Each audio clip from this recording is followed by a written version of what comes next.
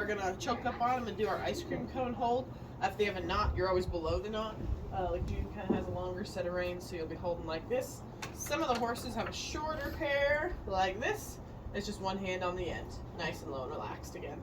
So it's to steer your horses. You're gonna pull where you want to go. Right to go right, left to go left. Pull back as your slow down and stop. Excuse me. Once you've done anything, like you've asked them and they respond, you just relax that pressure back down.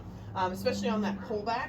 If you're asking for the slow down and stop and they do so, and you keep pulling, you'll find reverse today, which you don't need. So if you hit reverse, just relax that hand. So that's your steering and your brakes. You also have a gas pedal, it's your heels.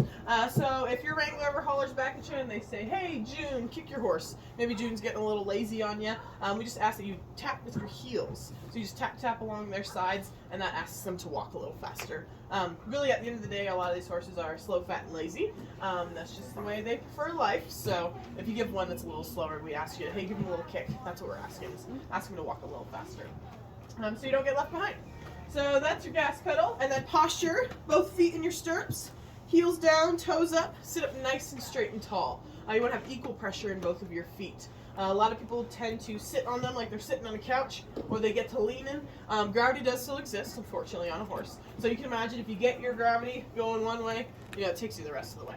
So keep your weight distributed through your legs evenly, sit up nice and straight and tall, equal pressure in your feet. That keeps you up there in the saddle nicely. And they do move, so obviously you're moving with them. You don't want to get left behind. They're going downhill, you lean back. They're going uphill, you lean forward. Just stuff like that. And your wranglers will remind you of that while you're out there.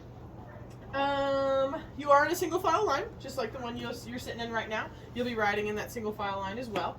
We do try and keep a one horse spacing in between everyone, and that's your safety buffer. At the end of the day, if I'm riding along and I'm riding that horse's rear end in front of me, I'm putting myself close to those hind feet. Horses can kick, they can bite. Not saying it happens every day, but it's just safety first. That's why we keep our one horse spacing. So that's why we keep the spacing between us on that. And then, of course, if you forget absolutely everything, you don't know why you're here, what you're doing, you have a wrangler with you.